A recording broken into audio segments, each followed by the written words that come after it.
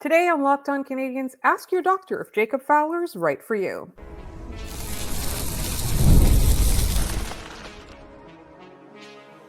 You are Locked On Canadiens, your daily podcast on the Montreal Canadiens. Part of the Locked On Podcast Network, your team every day. Hi there, everyone, and welcome to another episode of the Locked On Canadiens. I want to thank you all for making us your first listen of the day and for making us the #1 sports podcast network. We thank you all. And today's episode is brought to you by FanDuel. If you want to be right in the middle of the action this season, visit FanDuel.com and place your NFL live bets all season long. My name is Laura Saba, also known as the Active Stick, and I'm joined, as always, by the wonderful Ian Boisvert to talk about Jacob Fowler's NHL debut, the win against Pittsburgh, what we can learn from there, but also we have some fantastic mailbag questions coming up in the next couple of segments, so stick around for that. Ian, let me ask you a question. When I say Jacob Fowler, what is the first word that comes to mind? I think the one that came to my mind was rebounds. That's because I sort of very much keyed in on how he was controlling his rebounds in this game. Yeah. Every time a puck hit him and would bounce in front of him, he would just use his stick and pull the puck back to himself. And I just kept going, I didn't think you were allowed to do that. Just watching how Sam Montembeault would watch a rebound come and hit him, and he would just stare at and try to move it with his mind. Yeah. Dovish would kick out a rebound and then fly across the other side of the crease. I just found, and I mentioned this a while ago, Dovish plays like a backup goalie, right? He battles for everything because, that's just how he has to play. Fowler felt very much like a starting goaltender. He plays like a starting goaltender you would expect one to play, right? He's positionally sound. Yes, there was a power play that the Penguins had where he had to make a couple of saves and a couple of rebounds, but he put himself back into strong position and he made the save standing up tall, right? There was a rebound shot that hit him in the chest because he was up tall and he didn't allow that sort of scramble to mess with his positioning. I think I was very much assured by what I saw from Fowler in this first game. Let me ask you this. I keep thinking about Ryan Poehling in this moment. And I keep thinking about Ryan Poehling because I think his first NHL game doing what he did was the worst thing for him. And I almost wonder, and I know this is the glass half empty look at this, which I promise we won't dwell on. But is him being really good in this game almost not a bad thing, but if he got shelled, you'd be like, okay, he's a rookie goalie making his first start. We don't have to do this again for a while. We'll see it. But now he kind of did it and did it really well. And you're sort of like, what kind of expectation are we setting moving forward? I think we're Habs fans, so naturally we're going to set an absurd expectation. Yeah. This is a therapy session, by the way. This isn't me saying this is how I feel. I'm mostly just putting my thoughts out there as they've come to me during this game. And I don't know. I'm glad he did it. And looked well, but I'm just also sort of waiting for the other shoe to drop because that's just the sort of month that it's been so far. Yeah. And I think that's fair because it's also, what we've seen from many, many players and rookie goaltenders in the past. I think can I just go back to my one word? Yeah. With Jacob Fowler, joy. And I think from the rookie lap throughout the game, this man was smiling. How many goalies do you know who smile? You know what I mean? Yeah. He didn't have that mean mugging, focused, that, 1,000-yard stare. He looked like PK Subban, those players that just love being hockey players. That's what I saw from him. And so when I saw that, I was like, this man is so confident. He's just, he doesn't have any fears. Did you see who he said his mentor was after the game? No, I didn't see that actually. Marc-Andre Fleury. Wow. Or his maybe not mentor, but the goalie he looked up to. Yeah. Makes a lot of sense with him going out there with a big old smile on his face, doesn't it? If there was one guy who taught goalies across Canada and across the United States, across North America, how to enjoy the game, it was Flower. I think it's funny that you go from Flower to Fowler. Yeah. It's kind of there's a nice thing that can be done there eventually. In Pittsburgh. But I also like, again, and we talked about this before the game. Everybody talked about this. He is, he made his debut in Pittsburgh, much like Carey Price before him, much like Patrick Roy before him, and then Ken Dryden before him, right? We've surpassed the like absurd expectations before this kid even made his NHL debut, right? Yeah. We're like, this guy is going to be the goalie of the future. This man is going to be the savior of the franchise. Now, I will say one thing. Like when we say savior of the franchise, I think we're doing it in a very tongue-in-cheek way because the Canadiens have enough talent elsewhere on the roster that he doesn't need to be the savior of the franchise. This is one game. But I think what this did was it made Marty feel better. It was a balm for Marty. Yeah, I think so. I think, Marty said that it was not a sign from management that they're displeased with what's happening. Again, I have to disagree with Marty there. I'm not going to call him a liar, but I am going to say I disagree. This was the first time, the call-up of Fowler was the first time the goaltending was publicly put into question. Yeah. And why do I say put into question? Because why would you call up a kid to make his first NHL start if everything was going great? If everybody was healthy and everybody was playing well, they wouldn't have done it. Yeah. So, but I think that was also a shot across the bow to everybody else in the on the roster, because from a confidence and sort of fragility standpoint, they didn't exactly make it easier on the Canadiens by putting a rookie goalie in net. And this is what the moment of the game for me was the 13 seconds between Brian Rust scoring in the third period and Montreal scoring immediately after that. That's I want to say the first time in a long time that we've seen them not only not crumble after giving up a goal, but to punch back. Right? You don't just have to take it. Like you can go back down the other ice. And what line was it? It was Kapanen scoring by going to the net as he always does from Slafkovsky and Demidov. Mm-hmm. Slafkovsky, again, 2 points in this one. He was phenomenal. Again, I love this dude. I love this player that he is. He has evolved in front of us.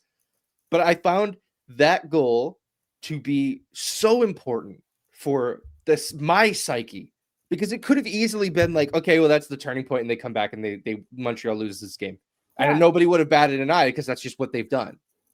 That's what we're used to. And we're used to other teams doing what they did there to them.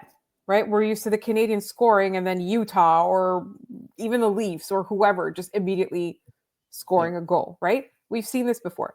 So what I really, really liked about this game, there were so many things, but I think the start was really good. I think the Montreal Canadiens had a really good first period. I think, you're going to tell me it's score effects and I'm going to say, okay. I didn't like the second period. I didn't love the second period after the Canadiens went up 3-0. But the big difference maker for me here was when they were making their mistakes or they weren't playing as well as they should have been. The mistakes weren't ending up in the back of the net because Jacob Fowler was there. So that to me was a huge difference maker for me. And then again in the third, a team with Crosby, Letang, Erik Karlsson on it, a team like that isn't going to let you have the last word and is going to keep pushing. And I think the Canadiens did a really good job of withstanding the storm. I mean, Lane Hutson for Vezina, this game has so many moments. He's made two of the biggest saves of the year. Yeah. There was that one, and then there was the one against Nashville where then they went back down the ice and tied it and then won it in overtime. But Ian, didn't you know that he's poor defensively? I don't even have time for that as a meme anymore. Like it's so patently false. Yes. I love Lane Hutson so much. He's incredible. Again, I know you just said it. Juraj Slafkovsky. There's something I want to see this version of him in the playoffs. Yeah, I do too. I think that was always the allure with this player, right? It's why the Canadiens, they went up there. Their first draft their first draft is a front office. Yeah. And they went up there and they bucked the trend, which was take Shane Wright, get your center, build the team around that. Yeah. And they said, no, there's a more valuable player here. And I think they're kind of being proven right with every passing game that guy is Juraj Slafkovsky. I agree with you. Okay, so there are a couple more things that I do want to say about this game, and we're going to get into that in just a moment, along with your mailbag questions. We're going to talk about pulling the goalie. We're going to talk about which players reflect us as people. We're going to talk about how Marty stays sane, and that's all coming up in just one moment here on Locked On Canadiens.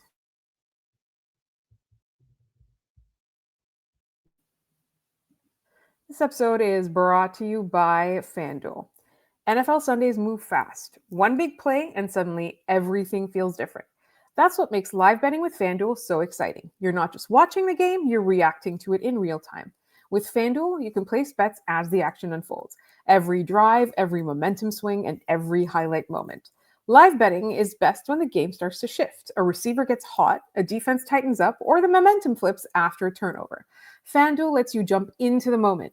Live spreads and money lines adjust instantly. Player props update as guys are heating up. You can bet next touchdown scores, drive results, totals, and more. It keeps you locked into every snap, every drive, every possibility. I myself find that this is a great way to get really close to the game on an NFL Sunday. I really, really do enjoy it. So if you want to be right in the middle of the action this season, visit FanDuel.com and place your NFL live bets all season long. FanDuel, the game moves fast, and so can you. The holidays are here, and this year I'm not stressing about what to wear because I'll be wearing my Doers. I'll also be gifting my Doers. Why? Because Doers denim and lifestyle apparel is engineered for movement and versatility. They look so good. I love traveling in them, running my errands, but also going out to dinner or going to work in them because they look great. And honestly, they're such a great gift for everyone you love. Doer invented the original performance denim, and they give us the best of both worlds. They combine classic jeanswear style with a kind of comfort and performance that you get from athletic wear. It's time for you to experience the comfort of Doer. I know you'll love these as much as I do. Pick up a pair for yourself or as an amazing holiday gift for the people you love. Find Doer at your local retailers like Neon, Shredder, and Mech, or you can shop online at doer.ca/lockedoncanadians because you'll get 15% off your first order. That's DUER.ca/lockedoncanadians for 15% off. Doer.ca/lockedoncanadians.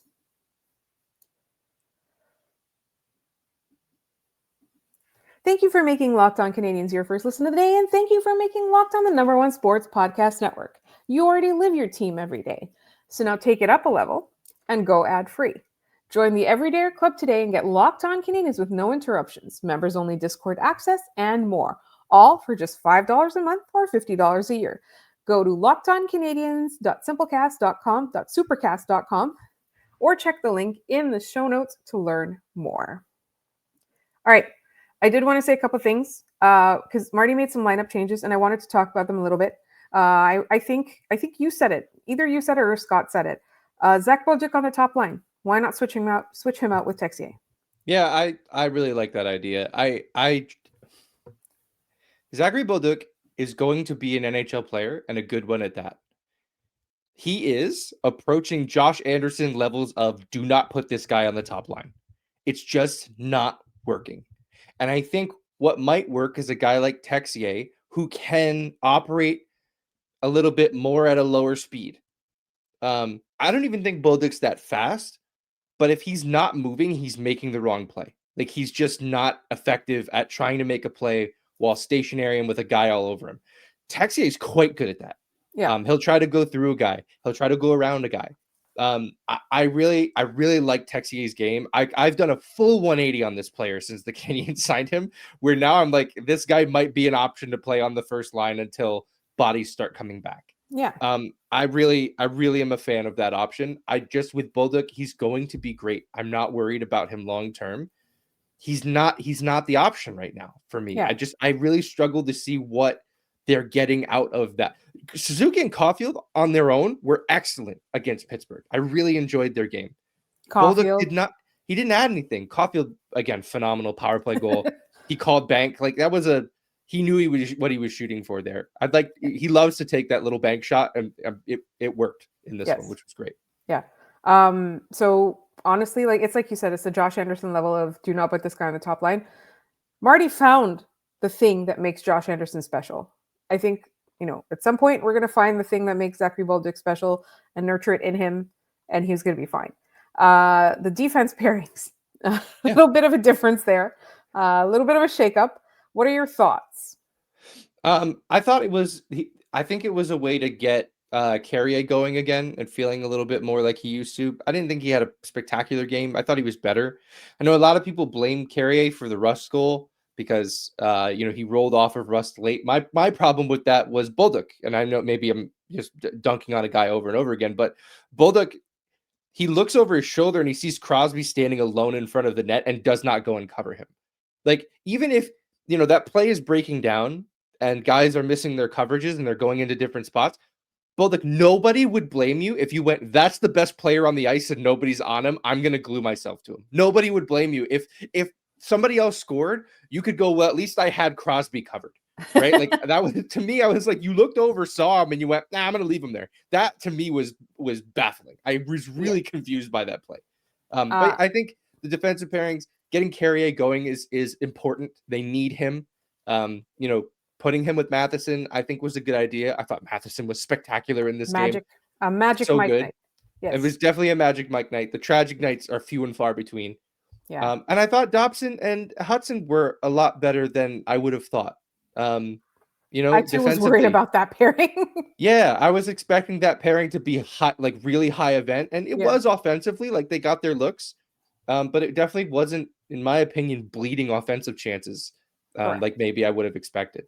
Engstrom, I thought, had a really good night too. I know, again, not so. There was a penalty, not so much on the ice, but I really thought that this was like, the more we see of him, the more we see the player he's going to be, and he's getting there. Next time, do you put Arbor in instead? Instead of Struble, I take Struble out. And I was not clear on that. Instead of Struble, not instead of Engstrom. No, I just don't. I don't know what Struble's really offering at this point. He might be hurt. He went for a check at some point in the second period, and it seemed he got a skate in the midsection, which didn't look comfortable at all. We'll see if there's any ill effects of that on Saturday against the Rangers. But even if he is healthy, I would put Arbor in at this point. I think Xhekaj's outplayed him, and I kind of wonder if the only reason you're putting Struble in there is to show him off for a trade. Like, I don't know what other reason there would be to bench Arbor Xhekaj at this point. Or he's just going to alternate them. I hope not. We'll see what happens. All right. We are going to get to our mailbag. I think we have time for a mailbag question in this segment. Yeah, we do. Yeah, let's do one now.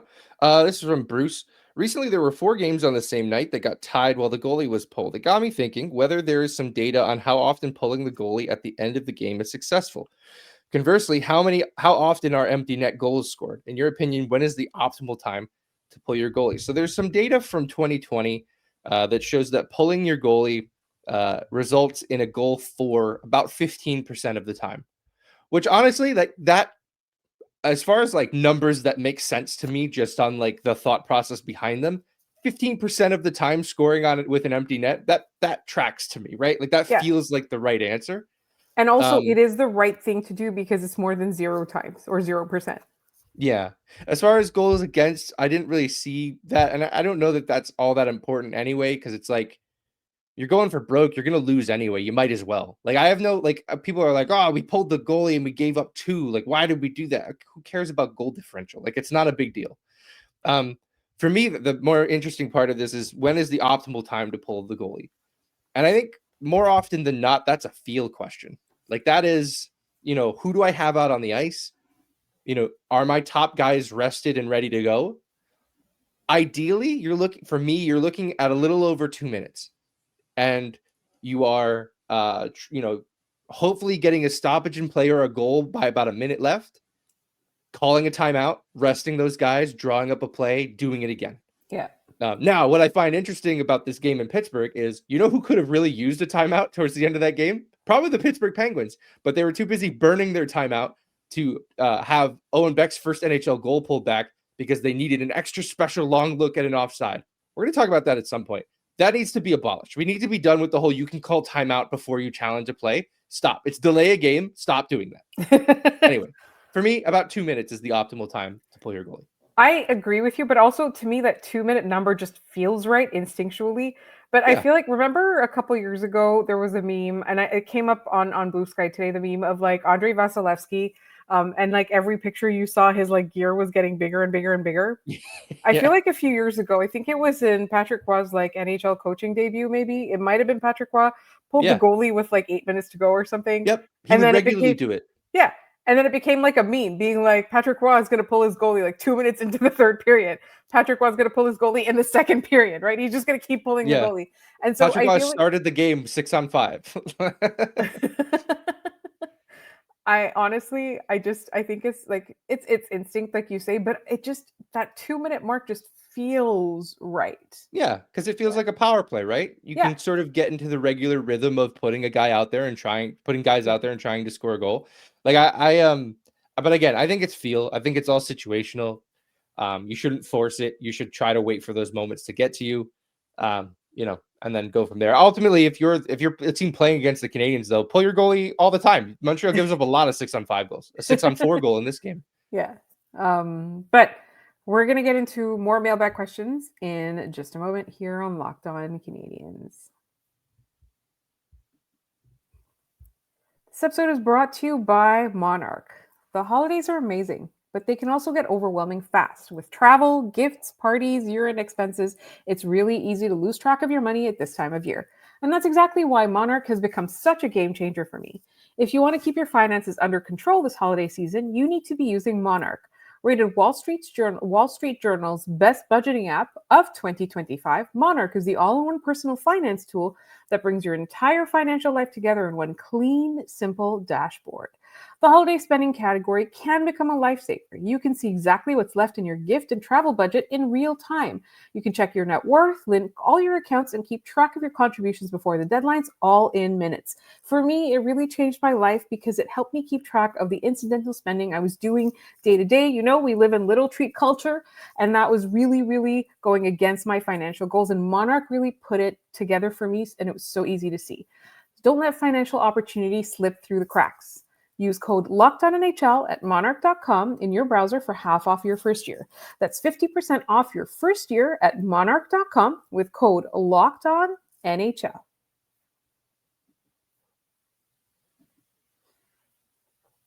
All right, we've got a whole bunch more questions in the mailbag. Ian, what's up next? I just sent a bunch of them. I didn't pay attention to the order. And so I don't know what you're going to throw at me next. That's all right. Let's head to our friend Kayla. She's got a couple for us. If you were a player, which one would you be? Not the one you wish to be, but the one that best represent your personality on the team. For example, I would be a mix of Arbor, who defends his loved ones, with a mix of Cole Caulfield, who is always smiling and bubbly. So let's do that one first. Who is the Laura Saba on the Montreal Canadiens? I have to say, it is Nick, because I'm bossy in real life. And I'm bossy at work. And there's just something about him that just screams leader. And I know he's not as loud and overt about it as I am. But that's, I don't see anyone else on the team being bossy like that. Does that make sense? Yeah, I think maybe Brendan Gallagher's bossy, but in a different way. Yeah. Also, he's curmudgeonly, so maybe I'm a little bit more like that. But honestly, who I would really like to be is Jacob Fowler, because he's so weird and it's so good. Yeah, it's Jacob Fowler is fun because he's a departure for Canadiens goalie. Like the Canadiens haven't had a weird goalie in a long time. Like Patrick Roy was probably like one of the last weird goalies the Canadiens had.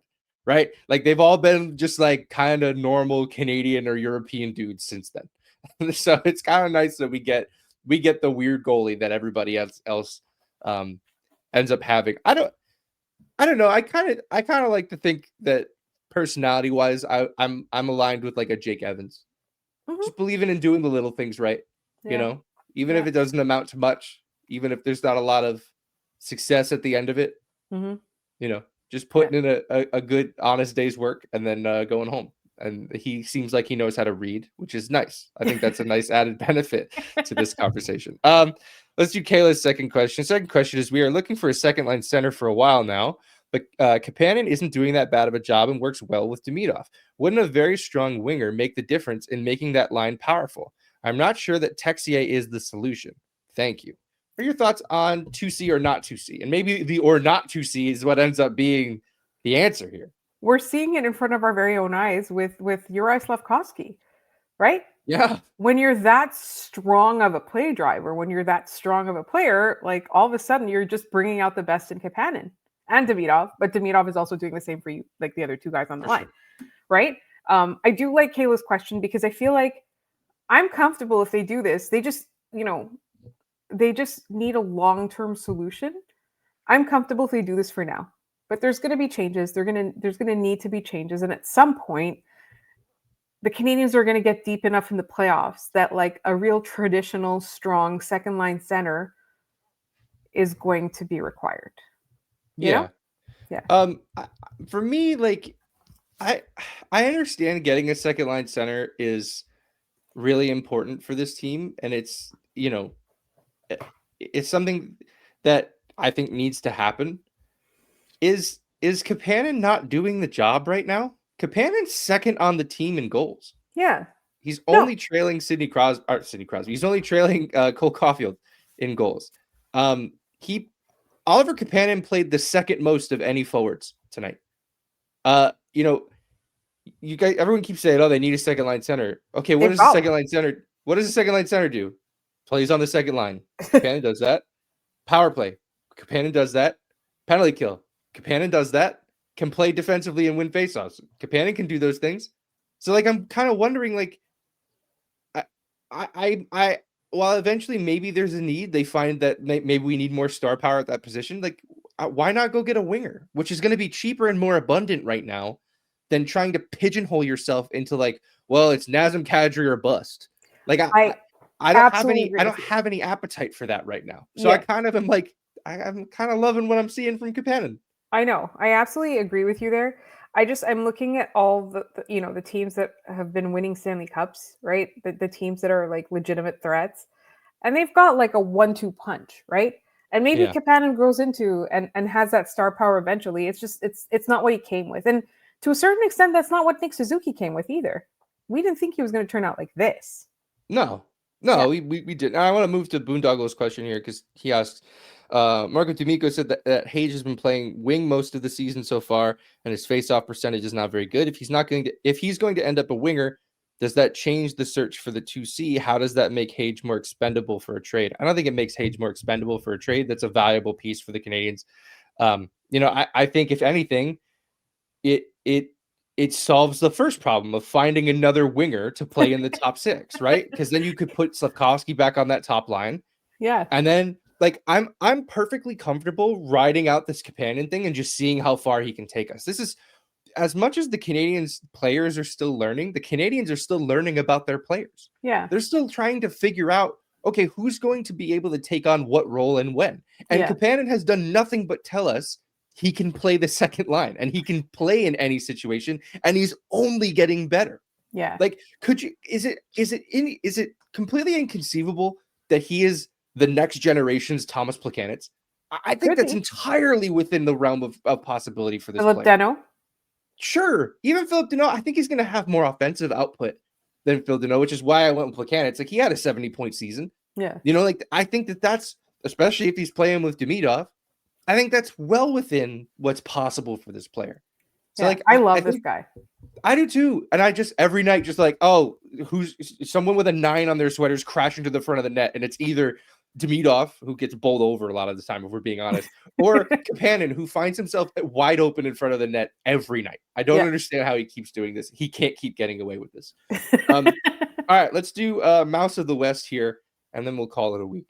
No, we have another question to ask after that. Oh, that's right. Yes, we do have one more that we have to get to. Mouse of the West asks, how is Marty staying sane?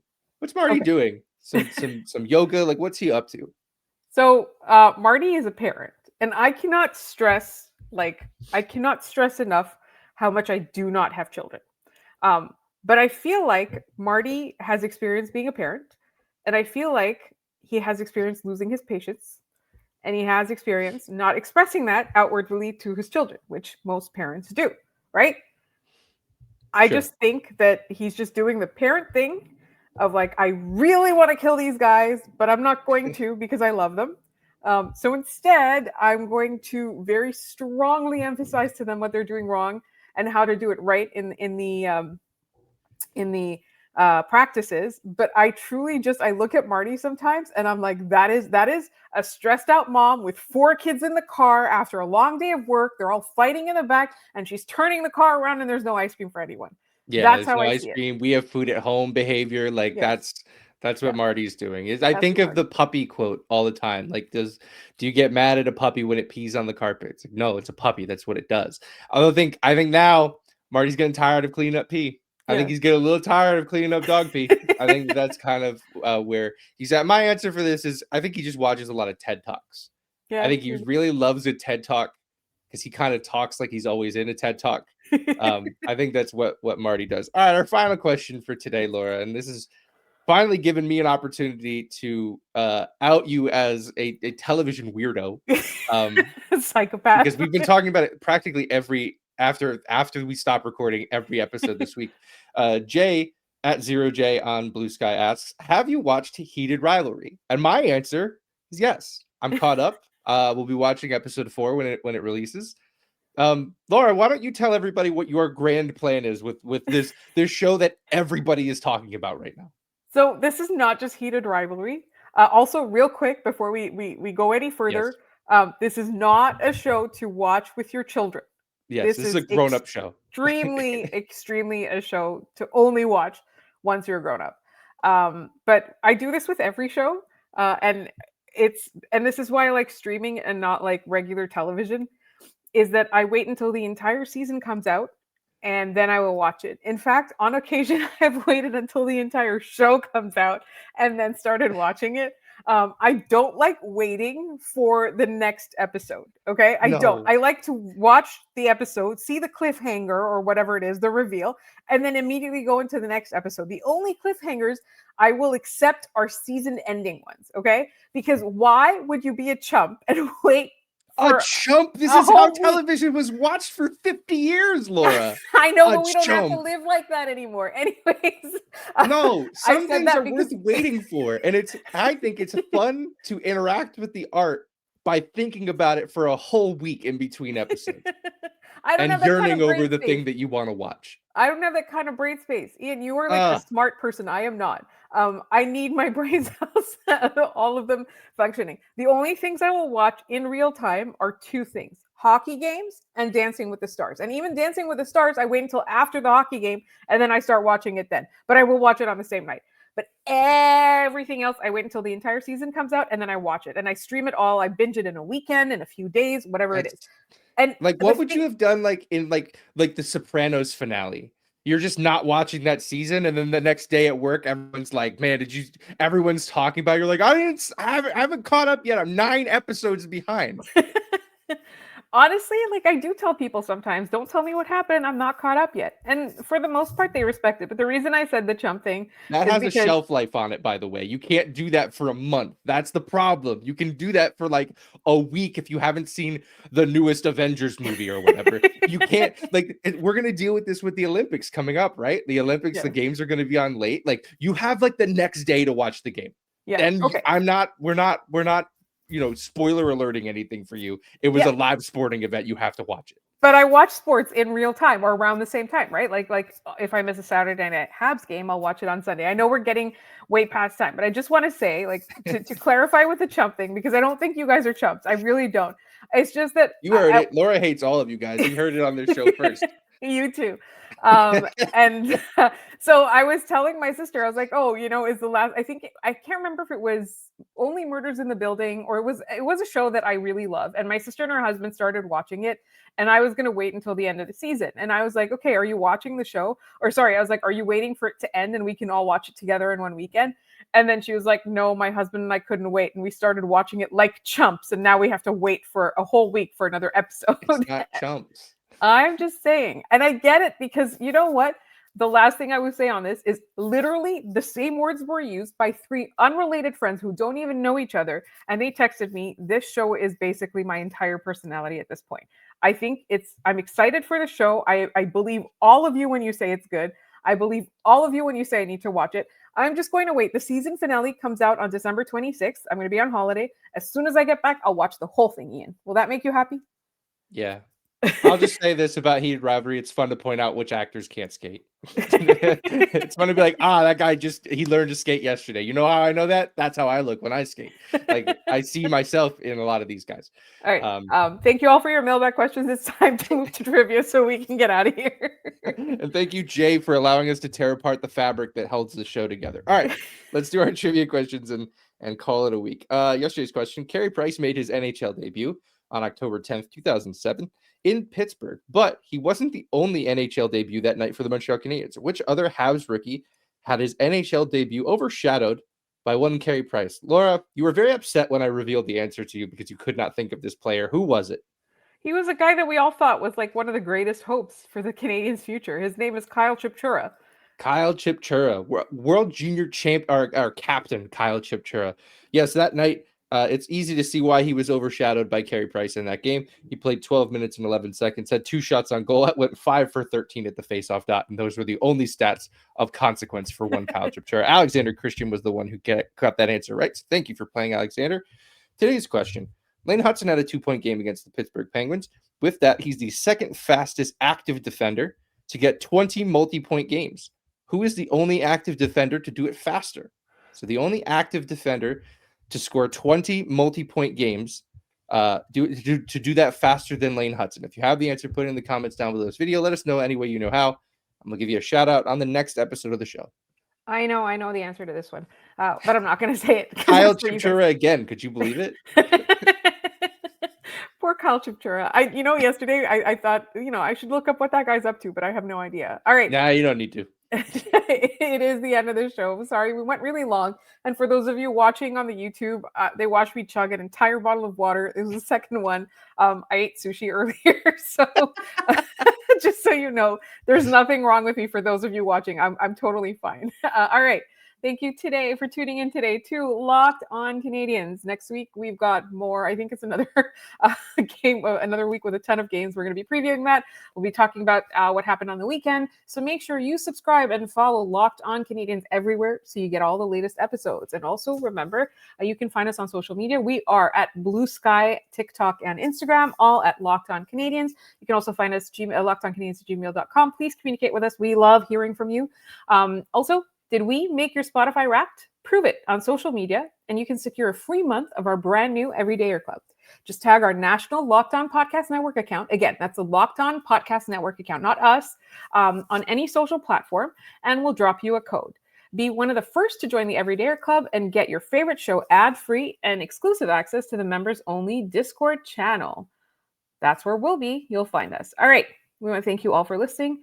We will be back on Monday.